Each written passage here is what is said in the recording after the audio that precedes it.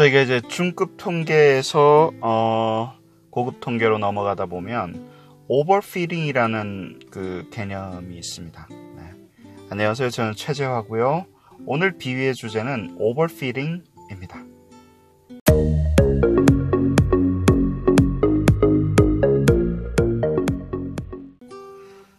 오버피딩은 too much talker다. 네.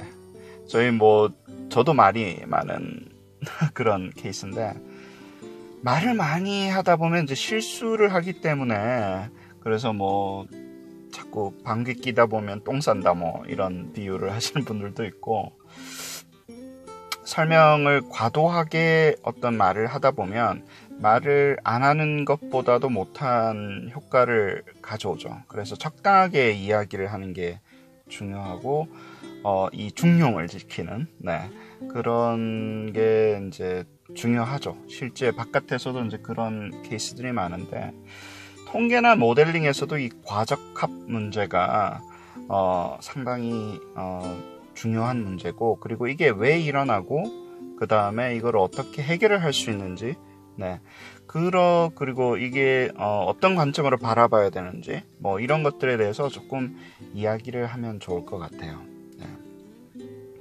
예를 들어서 이제 그 모델로 돌아와서, 예를 들어서 어떤 게 적당한 건가, 왜 과적합을 어떻게 이제 설명을 하기 위해서 적합이라는 거 먼저 말씀을 드릴게요. 그러면 이제 우리가 least square criterion 같은 경우는 이제 sum of least square residual을 minimize 하기 위한 parameter를 찾는 거고, maximum likelihood 같은 경우는 이제 그 likelihood function을 maximize 해주는 parameter를 찾는 거고, 이렇게 해서 target function 혹은 target function to minimize 혹은 maximize 해주는 어떤 그런 quantitative한 이 criterion이 있고, 그것을 극대화시키든 극소화시키든 해서 이제 그 parameter를 찾는 과정인데, 대부분의 모델이. 근데 이제 적합하게 하는, maximize 하는 이제 fit을 시켜야 되는 거죠. fit이 아예 안 되면 그 다음 단계로 못 넘어가는 경우도 많아요. 어떤 모델 같은 경우는 일단 reasonable하게 적합도가 나와야지, fit이 되어야지 그 다음에 parameter가 interpretable 하다, 이렇게 대부분의 이제 모델들이 그렇게 recommend를 하는데, 제가 지금 드릴 이 과적합이 왜 나쁘냐 그러면, 왜냐하면 우리가 maximize 하기 위해서 parameter를 조절해서 혹은 target function to minimize를 minimizing 하는 게 왜 나쁘냐, 과적합이 왜 나쁘냐라고 이제 많은 분들이 물어보실 텐데, 그때 이제 사실은 저희 모델이 어떤 딱 정해져 있는 것이 아니라 모델의 변수를 많이 넣어서 상당히 복잡한 모델로 똑같은 현상과 데이터를 설명하는 경우도 있고, 혹은 relatively simple한 그 모델로 조금 적합도는 좀 떨어지지만 relatively simple한 모델로 이 현상과 데이터를 이제 데이터로 이제 현상을 설명을 하는 그런 그 두 개의 과정으로 나눠지잖아요. 다음번에 제가 또 오캄스 레이저라는 그 컨셉, 다시 한번 말씀을 드리겠지만, 철학적으로 봐서 저희가 simpler structure에 대한 preference를 줍니다. 혹은 holding other things constant, 모델에 이제 그 다른 것들이 같다고 한다면 simpler structure가 적합도가 비슷하거나 혹은 거의 같다고 한다면 simpler structure를 모델이 좀 더 간단한 모델을 선택을 하는 게 recommend 되죠. 그거는 이제 다음번에, 그렇게 우리는 대부분의 모델들은 이제 그렇게 되기 때문에, 모델이 얼마나 복잡해지는가에 따라 가지고 저희가 조금 페널티를 주는, 그렇게 모델을 하는데, 머신러닝이나 이제 저희가 모델을 하다 보면 복잡한 모델은 이제 자꾸 이제 모델이 팬시해지잖아요. 설명을 잘하기 위해서, 일을 잘하는 걸 만들기 위해서. 근데 과적합이 일어날 때 저희가 이제 모델 파라미터를 추정을 하거나 혹은 러닝을 시키거나 fit을 시킬 때 기존의 데이터를 가지고 하는 거죠. 그 데이터의 양이라는 게 아주 그 population 데이터를 하는 게 아니라 어차피 저희도 sample된 아주 limited 되어 있는 그런 데이터를 가지고 parameter를 estimate 하는데 그 데이터에 대해서 과도하게 fit을 해서 결국에는 또 다른 데이터를 구해서 샘플을 해서 일을 시켜보니까 일을 안 하게 되는 게 이제 문제가 되기 시작을 하는 거예요. 왜냐면 다시는 데이터 컬렉션 안 하고 내가 지금 이 데이터로만 설명을 하겠다고 했었던 전통적인 statistical analysis에서는 이 과적합에 대한 이슈가 별로 그렇게 크지가 않습니다. 근데 모델을 잘 만들어서 predictive 모델을 만들어서 뭐 자율주행을 한다거나 뭐 이렇게 이제 머신러닝 같은 경우는 이제 실제로 애플리케이션을 돌려보잖아요. 트레이닝을 시켜서 그 다음에 또 다른 데이터로 크로스 밸리데이션을 한다거나 이렇게 해서 실제로 잘 일을 하고 잘 하는지 새로운 데이터를 가지고 이제 검증을 해보는 과정을 하는데 그때 일을 안 하는 거예요. 근데 왜 안 할까? 왜 안 하고 왜 이런 일이 생길까? 이제 고민을 해보면 여기서는 이제 제가 간단하게 설명드리려고 하는 example은 예를 들어서 이제 independent variable이 하나만 있다고 가정을 해요.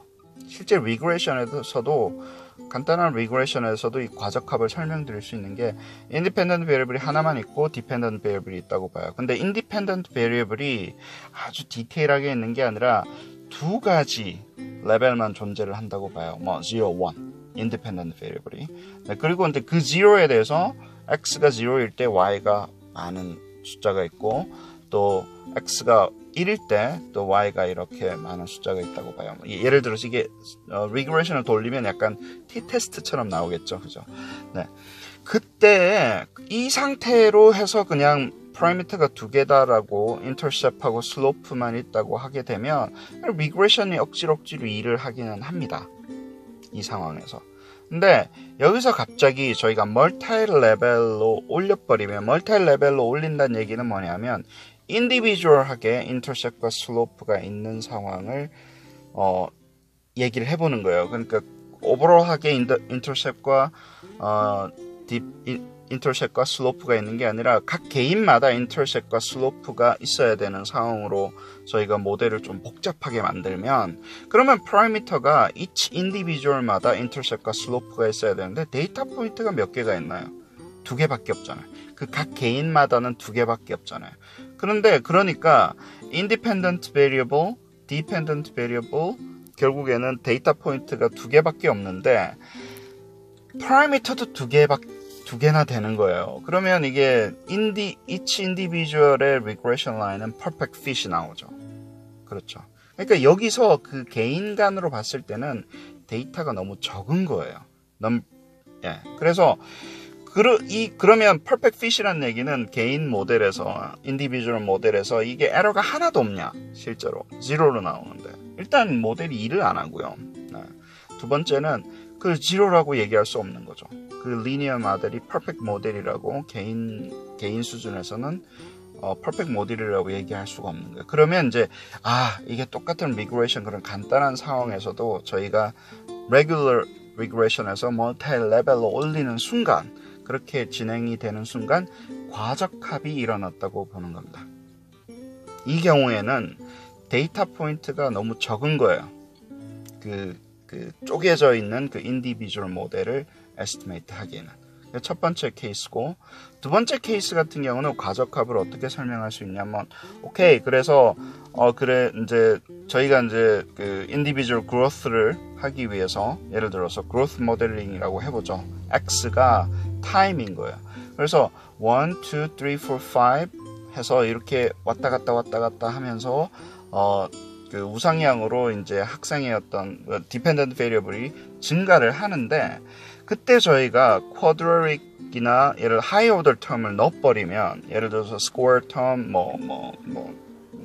quadratic term, cube term 이런 식으로 넣어버리면 이 데이터의 포인트를 다 지나가게끔 저희가 모델을 잡아줄 수 있거든요. 그래서 이제 polynomial 그 approximation 하듯이 하게 되면 결국에는 원래는 우리 모델이 시그널이 있고 그 다음에 리지주얼이 있어 노이즈가 있어요. 그래서 노이즈가 적당히 있는 모델을 찾아야 되는데 노이즈와 시그널을 분리해내는 이 과정이 필요한데 그냥 노이즈도 그 에러도 다 설명해 버리는 거야. 우리 모델이 과도하게 복잡해서.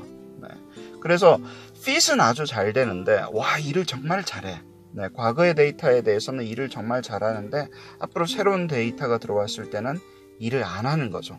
네, 그래서 이때도 마찬가지예요. 사실은 그 데이터 포인트에 비해서 모델이 너무 과도하게 복잡해서 실제 트루 모델을 못 찾아내는 거죠.